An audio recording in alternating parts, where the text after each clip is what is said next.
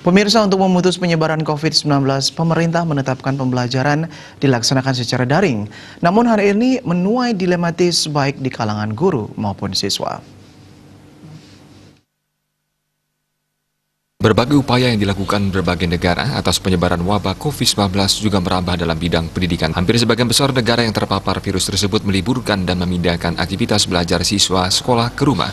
Siswa melakukan aktivitas belajar dari rumah sebagai pengganti siswa tidak dapat belajar di sekolah. Hal ini dilakukan sebagai jalan untuk memutus mata rantai penyebaran COVID-19 dengan aktivitas menjaga jarak sosial. Akademisi Pendidikan I Gusti Bagus Artanegara menyatakan, pembelajaran online ini juga memberatkan. Apabila orang tua memiliki 3 anak, maka orang tua harus menyediakan 3 handphone juga. Namun di sisi lain, pembelajaran daring ini sebagai upaya memutus penyebaran COVID-19. Sekolah dalam hal ini juga menanggung hal yang berat jika harus pembelajaran dilakukan dengan tatap muka langsung.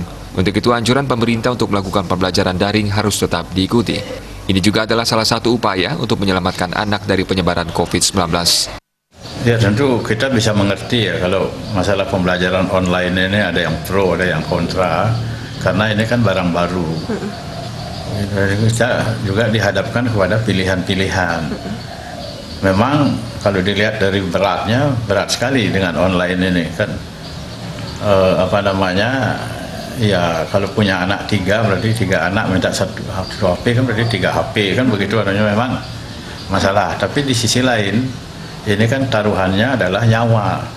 Sebab kalau kita salah menangani, apalagi kita tidak mentaati protokol kesehatan, lalu terjadi apa-apa gitu kan, bisa sekolah yang menanggung salahnya itu kan begitu. Jadi kalau saya ya lebih bagus kita ikuti protokol kesehatan.